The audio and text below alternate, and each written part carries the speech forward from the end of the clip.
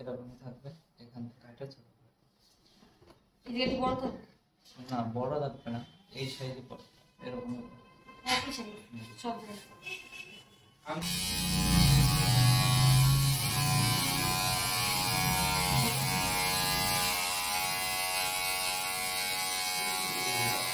সব তুমি এই যে খুলো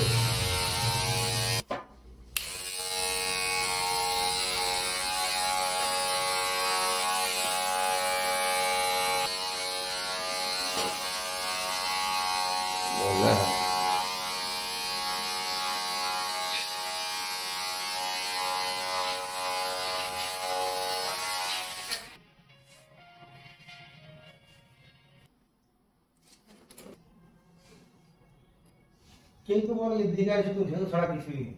আমার তো এটাই ভালো লাগে। আমি সারাদিন জলে নেমে থাকি।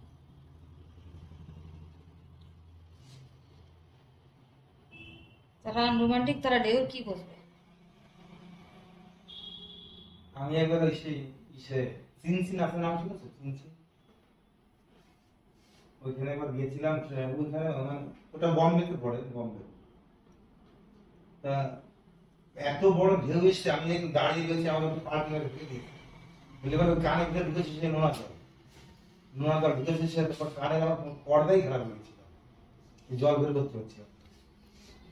আমরা 4-5 জন দাঁড়িয়ে রয়েছে মনে হয়